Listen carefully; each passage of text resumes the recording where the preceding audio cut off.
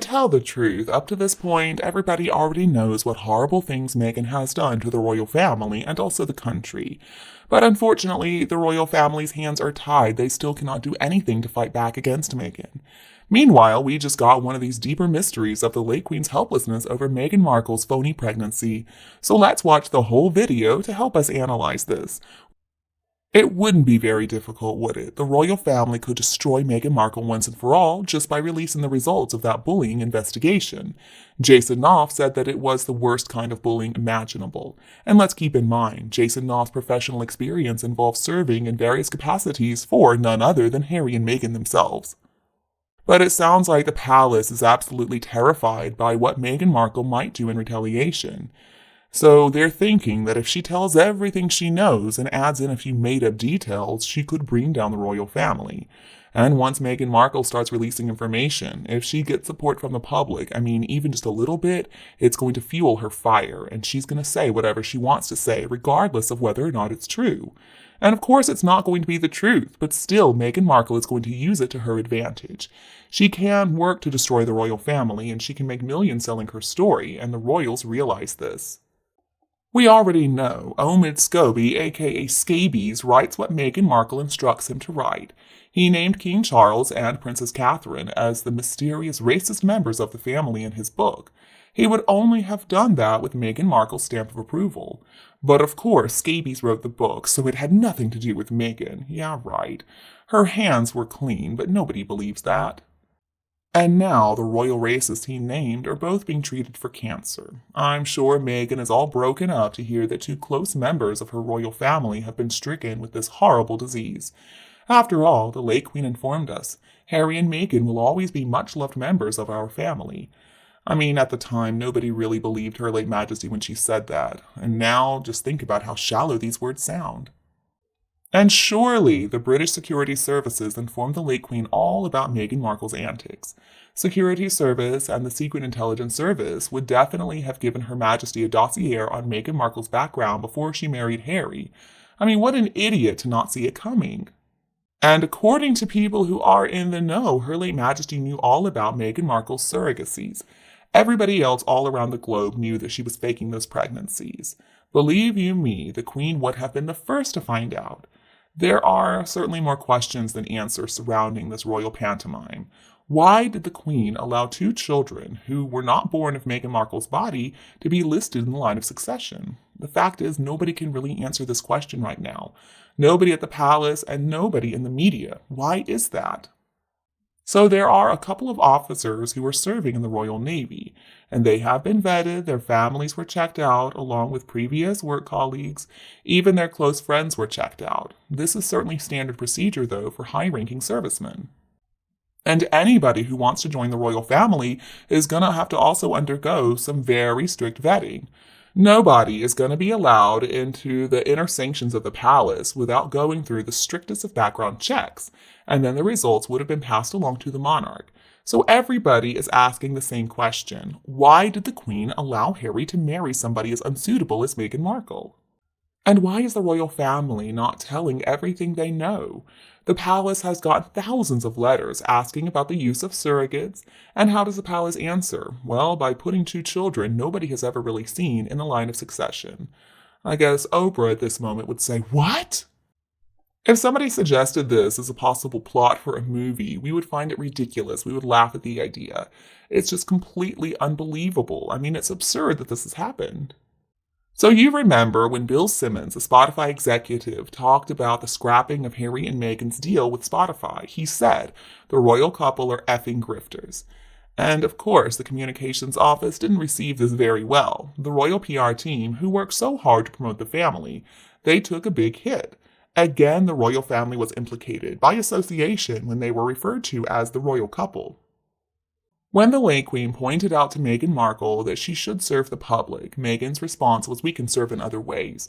And when the late Queen told Harry and Meghan that they shouldn't be using the word Sussex royal to make money, Meghan basically announced the Queen doesn't own the word royal. And since these early days, which were a few years ago, we have seen the response from the palace, and it's always the same thing to everything that comes from Harry and Meghan. They don't say anything.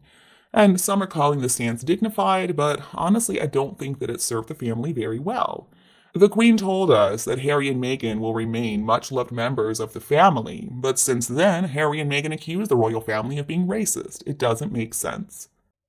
The late Queen was a truly remarkable woman. I mean, what was not to love? She was an amazing monarch. But sometimes I think that these days she must be looking down from heaven and thinking to herself, why did I ever allow my fool grandson Harry to bring that nasty woman into the family? To tell the truth, all members of today's royal family have to be saying the same thing. It was the Queen's biggest mistake of her reign, and a very costly one for the institution, I'm afraid. And I don't agree with people who are saying the palace is remaining dignified, playing the long game, and just watching Meghan Markle and her stupid husband destroy themselves. The palace is watching them make fools of the monarchy by using their own royal connection to collect as much money as they possibly can. And let's remember, this connection is to a racist family that Meghan Markle claims to hate.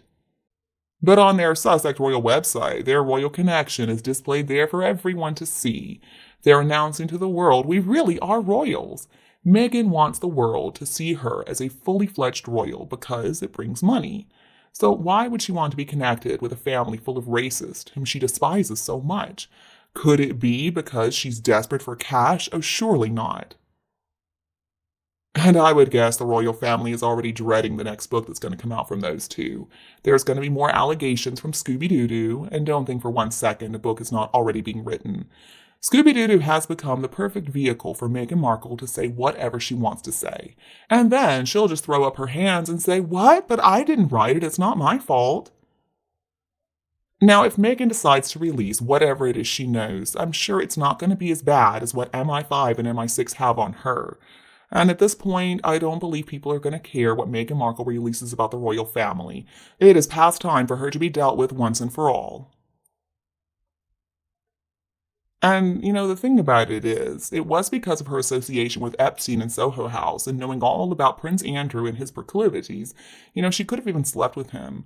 And that was how she became friends with Eugenie in the first place, and Sarah too. And of course, she got something on Harry as well, I'm sure. That came out after the feds caught up with Epstein and his suicide in his police cell. And of course, that wasn't a suicide. I mean, Epstein had the dirt on so many very powerful men, some current politicians, some ex-politicians, lawyers, executives from so many different kinds of businesses. And now Harry's also been implied in this lawsuit. His name is being used as promised access to him to lure victims into the parties.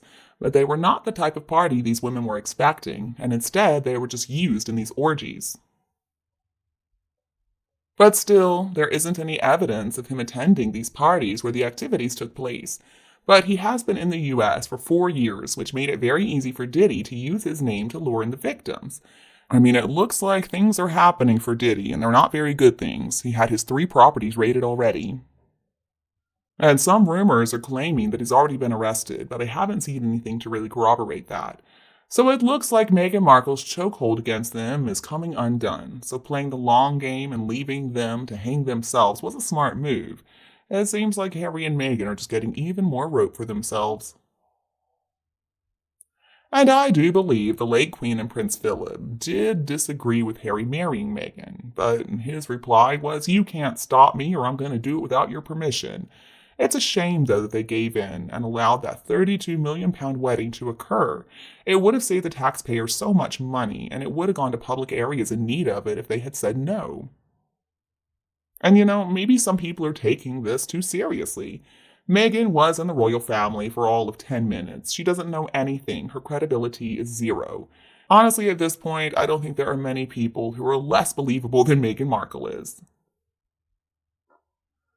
And it is a shame to talk about such things over Easter weekend. So by the way, I hope everybody had an enjoyable one.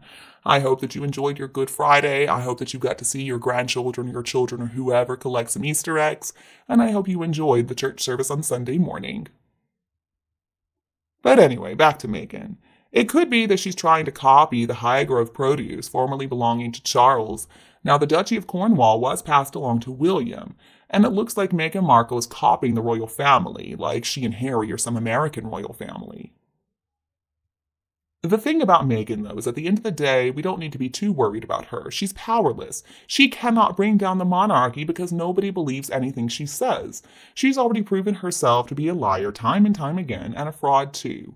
So she's a nobody, and she's always going to remain a nobody. The royal family has given her more than enough rope to hang herself. I mean, we already know who and what she is. She's just too full of herself to realize it. The royal family does know how to play the long game. Let your enemy from within expose themselves and destroy themselves without you having to say a single word. And see, Meghan Markle still wants to be top dog, and that's never going to happen. And even if it's not true and she gets the public on side, I mean, people say maybe she could destroy the royal family, but I don't believe it. I mean, she has tried her best, but it still hasn't worked. And now their profiles have been changed on the royal family website. They're no longer associated as royal family members. So let's just sit back and watch. I'm also not sure that Meghan Markle could do much worse than what she has already tried to do. So what? What's going to come out? That Harry's not really the son of Charles? I mean, so what? At this point in time, who cares? Half the world already thinks that anyway.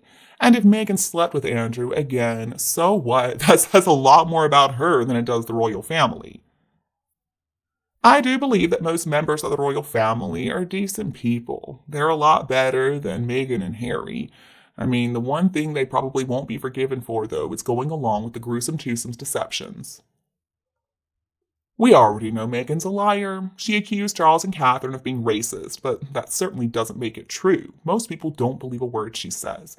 Perhaps they did before the Oprah Winfrey interview, but after that, no, she told too many lies. Real celebrities also want nothing to do with her because her reputation is in tatters. And every single time Meghan Markle tries to accuse the royals of something, they only become more popular, they only get more support, especially from UK public, who Meghan Markle is also accused of being racist. Now, once upon a time, maybe Meghan Markle could have hurt the royals, but that time is long gone. Meghan has already showed herself as a liar and a narcissist and a gold digger. It's only the sugars who believe anything she says at this point. So I think the royal family are slowly but surely cutting them off. They have already won the battle for public support in Britain, and, Meghan and Harry are seen as destroying themselves by their actions. So maybe it's true that the long game was always the only way to secure a permanent victory against the gruesome twosome, and the palace have handled the situation pretty well. They are not going to ruin everything by acting too quickly. It doesn't really matter how much pressure is exerted by people who want Harry and Meghan's titles taken away, and also the truth about the invisible children exposed. I do believe the truth is going to come out in good time. We just need to be patient. All right, folks, that's all the information and my opinion. And what about you? What are your thoughts on this issue? Don't hesitate to share with us in the comments below. Goodbye for now, and I'll be back to see you tomorrow.